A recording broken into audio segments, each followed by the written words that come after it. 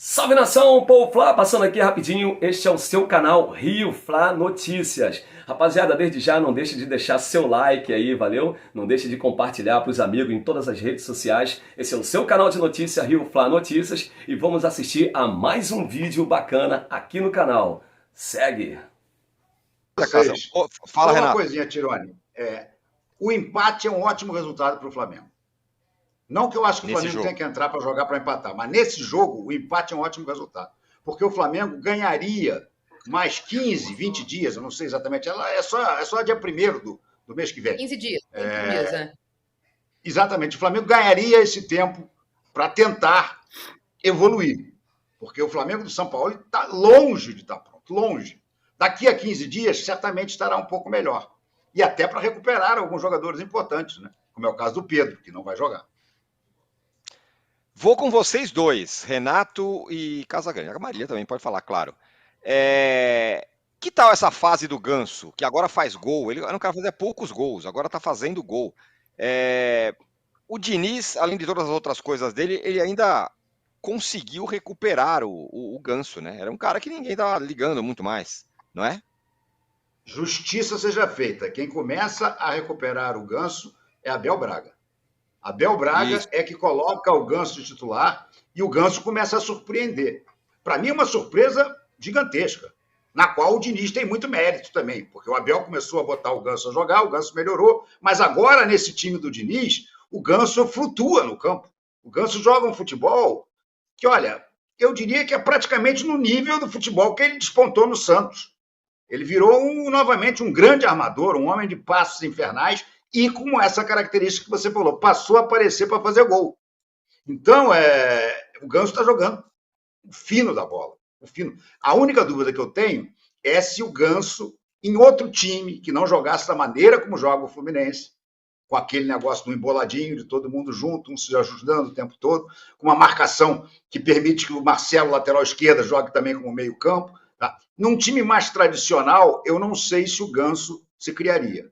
Porque ia ser cobrado dele um tipo de comportamento, de marcação, de voltar, que ele não faz mais. Agora, da maneira que ele está jogando... A gente fala muito dos ataques, né, desses dois times, porque são dois treinadores ofensivos. A gente vai, inclusive, falar números dos ataques. Agora, os números de defesa é que geram um grande abismo, na verdade, entre os dois clubes. Porque, como o Bruno disse... O Fluminense hoje do Diniz não sofre mais tantos gols quanto sofria. O Fluminense ele tem a segunda melhor defesa da temporada entre as equipes da Série A. Só perde para o São Paulo. Olha isso, só perde para o São Paulo, que sofreu 14 gols. Já o Fluminense sofreu 16.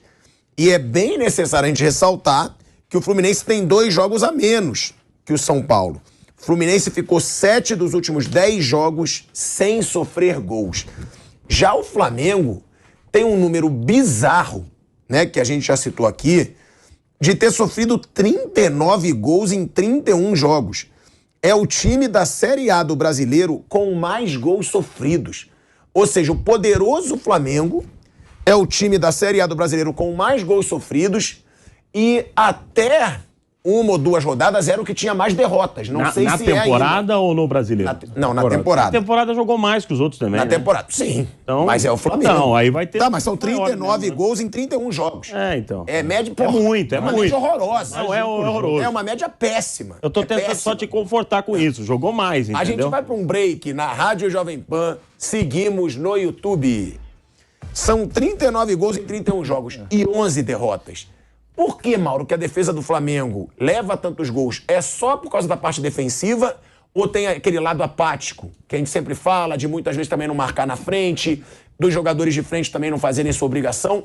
Porque os números da defesa do Flamengo são horrorosos e o da defesa do Fluminense é muito bom na temporada. Vamos comparar, né, Thiago? Um time tem um trabalho com o mesmo técnico há mais de um ano, tem algo consistente acontecendo. O Flamengo tinha o Dorival, aí sai o Dorival, chega o Vitor Pereira, aí entra lá o Mário Jorge, fica 2 jogos, aí chega o Sampaoli. Amanhã vai ser o primeiro dia de folga dos caras desde que o São Paulo chegou, ele está treinando todo dia. Eu acho que assim, a gente fala muito sobre isso e tem que ser até repetitivo, mas não tem jeito. É evidente que você não vai ter um time organizado, seguro defensivamente, etc., com essa troca constante. sai um, entra outro, tudo mais. Aí entra também, claro, muita responsabilidade dos jogadores, muita indolência em alguns jogos, atuações muito fracas, falhas do goleiro, que você já citou. Tem um pacote aí completo. Mas acho que não tem como comparar. Acho que qualquer comparação nesse sentido, o Flamengo pode até ganhar um jogo. Mas um trabalho consistente você vai ver depois de algum tempo. Não tem como, entendeu? Esse tipo de coisa. Mas você vê algum defeito primordial para levar todos os tanto defeitos gol? possíveis. O goleiro falha, atuação, os 4 gols do Fluminense.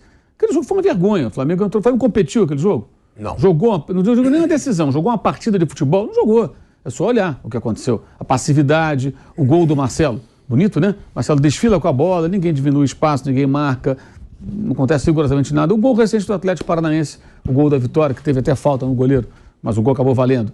Uma jogada decisiva pela direita, ninguém marca, ninguém diminui o espaço, ninguém intercepta passe, nada. Então tem uma série de problemas que o técnico só vai conseguir corrigir com algum tempo. E essa troca Teve toda um gol a que eu não todo lembro qual instante. foi que passou entre 4. Lembra qual foi o jogo na linha de fundo? E aí cruzou. Botafogo. Que o Tietê fez Passou no meio de vários jogadores. Estadalhaço. Então, se você tem isso aí, não é culpa do técnico, é culpa dos jogadores. Mas para o técnico ajustar, ele precisa de algum tempo de trabalho. O cara está um mês, cara. Ele está um mês e quantos jogos já fez? Ele está um mês, os 3 primeiros jogos dele foram por 3 competições diferentes. Ele jogou Brasileiro, Copa do Brasil e Libertadores. 3 jogos, um por cada competição. Com viagem, com tudo. Não tem como você ter consistência em tão pouco tempo, né? Eu acho que é absolutamente impossível, a não ser que seja daqueles técnicos que chegam e montam um time todo fechado, se protege completamente para não tomar gol. Não é isso que você vai esperar do Sampaoli. Ele vai tentar jogar e vai tentar organizar o time das duas formas. E o time que joga com a bola, que joga no ataque, ele defende e começa a se defender atacando. Ter a bola, pressionar para recuperar à medida que você perde a posse de bola. Isso tudo faz parte do sistema defensivo, digamos. Não é só a zaga, os jogadores da linha defensiva. Começa quando você perde a bola e tenta recuperar, você já está se defendendo. Agora, isso não se faz de uma hora para outra. Isso é preciso de algum tempo. O Fluminense é um trabalho consistente. O técnico já passou pelo clube antes, está lá já pela segunda vez. No começo do ano agora, estava ouvido só no Carioca também. Eu vou só te cortar rapidinho para a gente voltar para a rádio. De volta, hein? De volta à Rádio Jovem Pan, agora na rádio e no YouTube. Mauro César falando sobre esse abismo entre as duas defesas, né? Porque o Fluminense tem a segunda melhor defesa da temporada, sofreu 16 gols, só sofreu mais gols do que o São Paulo, que sofreu 14, e o Flamengo sofreu 39 gols na temporada, em 31 jogos. É o time da Série A do Brasileiro com mais gols sofridos e, se eu não me engano, ainda com mais derrotas, 11 derrotas na temporada. Com mais derrotas, o Bahia é o segundo. Com mais derrotas na temporada, 11 derrotas do Flamengo. Mauro, pode concluir. Então é isso, eu acho que não se resolve isso em tão pouco tempo, com mudanças a todo instante. Acho que o único progresso que eu vejo nas últimas semanas é que eu noto que as reclamações quanto em relação ao técnico diminuíram. Parece que as pessoas estão percebendo que o problema não é técnico, não é ficar trocando de técnico, é ter condições de trabalho. E o técnico que o antecedeu chegou direto, pegou um time que já vinha mal no ano passado, se arrastando no final da temporada e teve várias taças a disputar, assim, uma atrás da outra.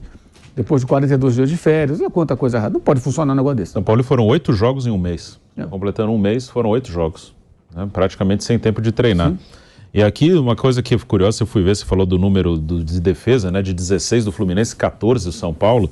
Eu fui ver aqui as estatísticas do ano, uma coisa que mostra muito o que é o Fluminense, né? O Fluminense tomou 16, fez 59 gols, né? O São Paulo, que é outra característica, né? Ele tomou 14, fez 36, fez 23 gols a menos, né? Então esse é muito, o Fluminense ele tem esse equilíbrio, né? Ele ataca muito, faz muito gol, cria muito, mas não toma muito gol. Então, uma exceção foi o jogo Fortaleza, só que tomou 4, né? Foi 4-2, e ali estava com um time misto para reserva, mas ok, não era para tomar 4 gols, e ali cabia mais, ali se saísse um 6 não estava errado não, mas é um time que normalmente não toma tanto gol quanto tomou aquele dia lá em Fortaleza. E sobre a defesa do Flamengo, Bruno? Então, tem a defesa do Flamengo, né? Até o Flamengo faz bastante gol, né? Eu fui olhar aqui, claro que ele tem mais jogos que os outros, né? Ele fez 31 jogos, né? Ele fez bastante jogo já no ano, porque ele jogou Mundial, Supercopa, Recopa, mas fez 62 gols, né? É um time que fez mais gol que o Fluminense, tem mais jogos, mas fez mais gol que o Fluminense, contando essa diferença de jogos. O Flamengo tem o 3º melhor ataque do Brasil em 2023 e o Fluminense o 4º. Sim, então o Flamengo... Aí tem peso a habilidade dos jogadores, né? Sim. A gente tem que pôr isso também. Mesmo que o técnico não consiga colocar ainda a cara dele, aquela coisa toda, mas é aquele detalhe que a gente sempre fala aqui. Mesmo que o técnico seja um cone, guardadas as devidas proporções, se o jogador tiver um talento, ele pode resolver muito em alguns momentos. Então, o número de gols marcados pelo Flamengo chama atenção. É bom, né? Agora, claro, muita coisa foi em função da habilidade. Né? Porque com essa mudança de treinadores e tal, não é o sistema, o que eu quero que o time faça. Os jogadores resolveram alguns problemas, poderiam ter resolvido mais. Até dentro disso, no individual, Pedro meteu 22 gols. O Gabigol, bem ou mal, 14. E o Gabigol ficou um tempão sem marcar gols, né? Ainda assim fez 14. Muito de pênalti. Muito de pênalti, verdade. Mas eu acho que o Flamengo é essa coisa de conjunto mesmo, não tem. O São Paulo, ele tá treinando o time nos jogos, né? O cara fez 8 jogos em um mês. Você falou, faz um mês que ele deu o primeiro treino no Flamengo. E o cara já fez 8 jogos. E hoje vai ser o 9º jogo dele. Né? Hoje ele está completando o mês, mudando e tentando. E pressão, porque, como os técnicos falam, né? Muitos falam quando se apresentam, se eu tô aqui é porque a coisa não tá boa aqui, né? Senão eu não estaria aqui, estaria o outro que chegou, que estava antes aqui, não teria sido mandado embora. Então ele está tentando acertar o time no campo, tem até essa questão de conjunto, de mudar toda hora, tem um pouco da característica dos atletas e da postura dos atletas, sem dúvida nenhuma. E na defesa o Flamengo está sofrendo também algumas questões individuais, né? O Santos está mal, acho que os laterais, o Ayrton Lucas não, o Ayrton Lucas eu acho muito bom, mas na direita nenhum deles se acertou, nenhum deles, e o Wesley e o Mateuzinho não marcam bem, o Varela marca melhor, só que não ataca bem, então nenhum deles se acertou totalmente. O Davi Luiz está mal, acho que Fabrício Bruno e Léo Pereira estão bem, acho que é uma boa dupla essa aí hoje, acho que é a melhor dupla do Flamengo.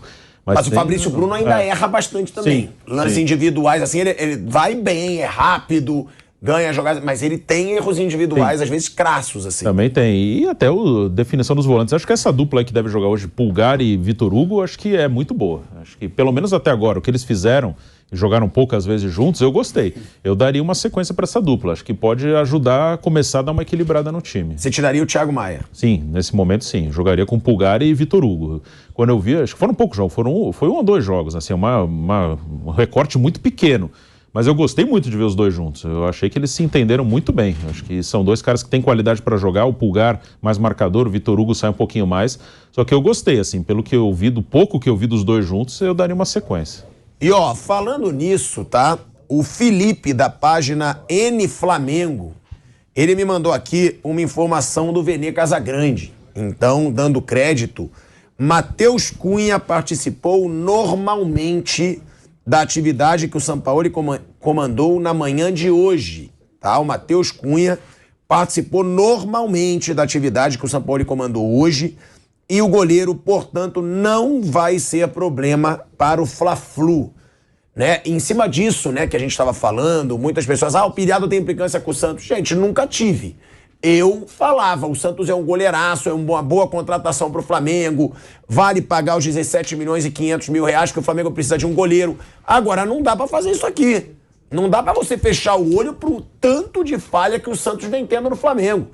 E realmente, se a gente for ver desses 39 gols, pelo menos uns 15, 12 eram defensáveis. Eu não vou dizer que eram falhas, mas pelo menos uns 12, 15 eram defensáveis. Bola que ele espalma pra dentro, bola que ele ajoelha e não pula na bola, bola que ele falha grotescamente, como foi na Supercopa, na final da Supercopa contra o Palmeiras. Eu nunca vi um gol daquele do Palmeiras na Supercopa, eu nunca vi igual. Eu nunca vi o goleiro esticar o braço e recolher pra uma bola que tá dentro do gol em câmera lenta. Eu nunca vi aquilo na minha vida.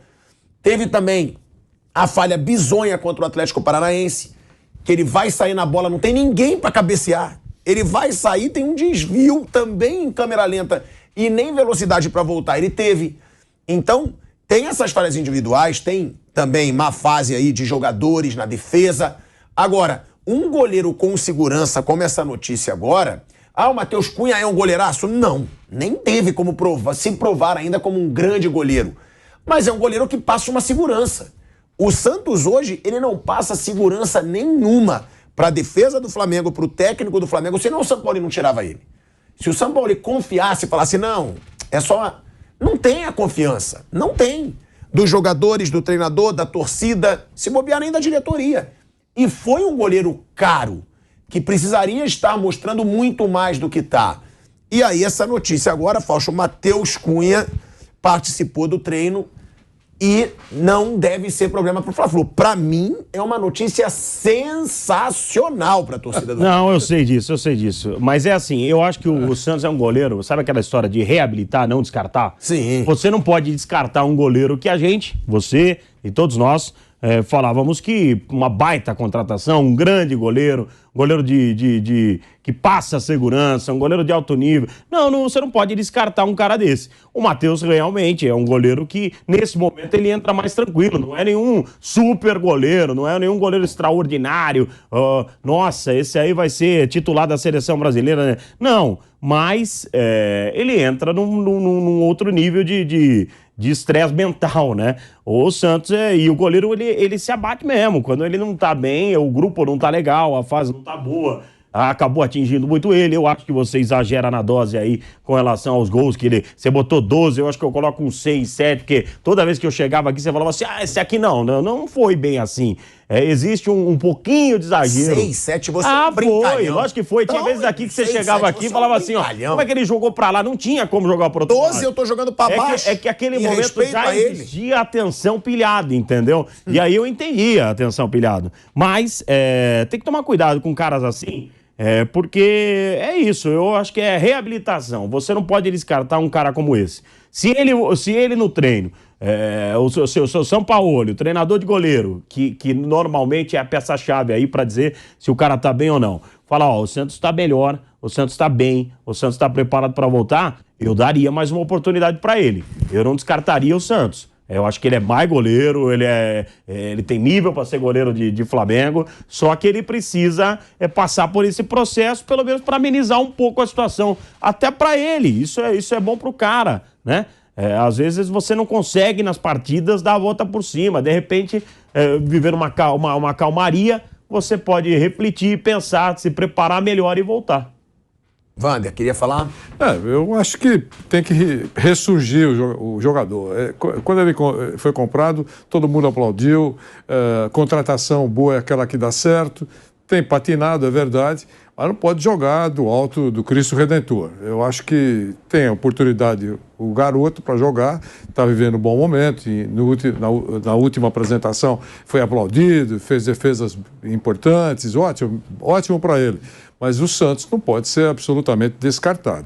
Eu acho que é muito cedo mesmo, diante do quadro de que tem um treinador que está começando o seu trabalho, o elenco do Flamengo pode ter problemas, mas é muito forte, é importante. E eu acho que dentro de 3 ou 4 rodadas, o Flamengo já vai começar a estar muito mais ajeitado. Agora, pode encaixar um jogo ótimo, imagine, e contra o Fluminense, o jogo daqui a pouco. Se der uma cacetada no Fluminense, do seu arquirrival, histórico rival, e vivendo o Fluminense no bom momento que está apresentando, o peito fica estufado do elenco e da torcida do Flamengo. Então, é uma grande oportunidade para o Fluminense confirmar o seu bom momento, claro, e é mesmo um bom momento, e o Flamengo confirmar um instante de lucidez, de brilho, ganhando do seu grande adversário nesse clássico tão importante. Eu acho que é uma grande oportunidade para os dois lados. A gente vai acompanhar tudo isso para você. Mauro César Pereira, antes de entrar naquilo que você adora, né? O cara a cara dos jogadores. Maravilhoso, cara. Aquilo que muito elucidativo. Leva a conclusões assim de extrema precisão. Sugestão você sua. Ama. Não, eu sempre gostei. Eu que inventei. Como diria o outro lá, fui eu que trouxe. Antes de entrar no cara a cara, tem 2 notícias interessantes. Varela e Felipe Luiz estão relacionados, né, para o jogo contra o Fluminense. Você acha, em cima disso que você falou, do Wesley, que ainda está muito atrapalhado, que realmente pode ser um lado a ser explorado pelo Fluminense, que o Varela pode ou deve jogar ou não por estar fora de ritmo? Muito tempo fora, né? Não acredito que comece jogando, não. Talvez fique no banco, possa entrar durante o jogo, começar. Aí depende de como é que foram os treinamentos. A gente não vê os treinos, não sabe como é que ele treinou, se treinou com esses jogadores ou não. Tudo depende do que... Acho um pouco provável. Em tese, não acho muito provável que jogue, não. Você acharia mais viável improvisar o Fabrício Bruno? Eu fico um pouco incomodado com o Rodrigo Caio. Que eu acho que o Rodrigo Caio, infelizmente, acha um baita jogador. Agora, essa lesão dele deixa o Rodrigo Caio numa outra velocidade de jogo, assim. Não vejo problema não. Se estiver treinando bem, não vejo nenhum problema. em tese, acho que poderia formar ali tranquilamente. A questão é só ele está bem, está treinando bem, está tudo bem com ele ou não. O jogo do Alcas ele foi muito mal, mas já faz tempo isso, né? Então, de lá para cá já treinou bastante, já estava à disposição.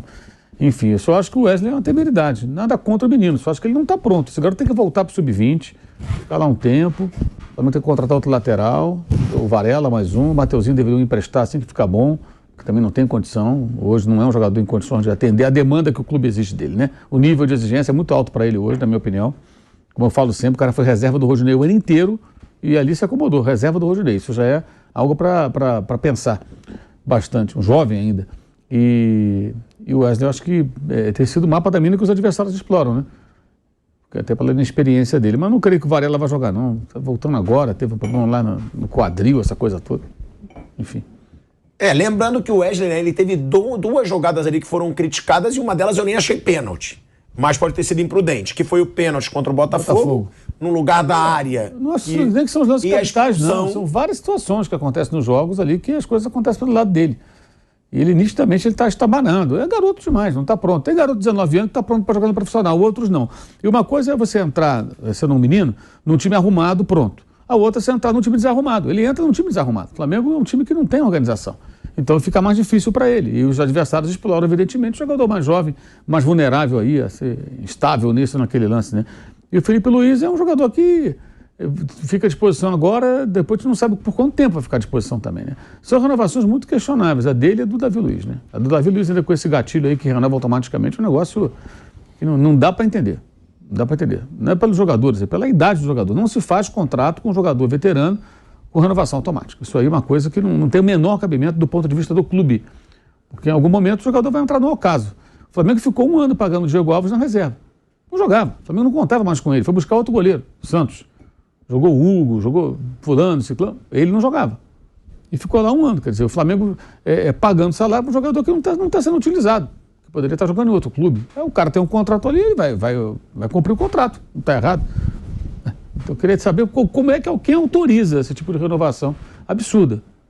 Tem a do Rodrigo Caio também, né? O Rodrigo Caio, a partir daqui a 15 dias, ele já pode assinar um pré-contrato. Porque ele termina no fim do ano. Tem contrato até o final do ano, aí é uma questão também para se discutir bastante, né? Resta saber se alguém vai oferecer ao Rodrigo Caio um contrato melhor do que aquele que ele tem, né? Tem isso também. O clube também não precisa ficar se desesperando. Mesma coisa vale para o Everton Ribeiro. Algum clube que tá legal, vai pagar o que ele ganha? Vai oferecer as condições que ele tem hoje? Porque o Everton Ribeiro também é outro que hoje não consegue ter o rendimento como titular absoluto. Ele entra em alguns jogos, vai bem. Cada vez mais a tendência é de ser como foi o Diego Ribas no final. Um reserva que participa de alguns jogos, entrando, começa um jogo ou outro e colabora. Como tantos jogadores. Del Piero fez isso, o Totti fez isso, gente. Para citar 2 italianos assim que são lendas dos seus clubes. E entravam no final, jogaram até 40 anos de idade, colaborando, entendendo que não tinha mais condições. O jogador chega numa faixa de idade que ele não consegue render tanto com tantos jogos, ele vai ser menos utilizado, mas pode ser útil de uma outra forma. Acho que é questão de maturidade. O Diego Ribas teve isso. Soube lidar com isso de forma bem profissional. Nesse ponto, ele foi correto pra caramba. Então é isso, rapaziada. Espero que tenham gostado de mais esse vídeo bacana que o Paul Flá trouxe para vocês. Não deixe de deixar o seu like, porque isso nos ajuda muito aqui no canal. Estamos crescendo graças a vocês e vai ajudar mais ainda se você deixar o like e compartilhar para geral aí, valeu? Espero que tenham gostado de mais um vídeo e a gente volta com mais informações do Flamengo aqui no canal Rio Flá Notícias. Segue o povo, vem!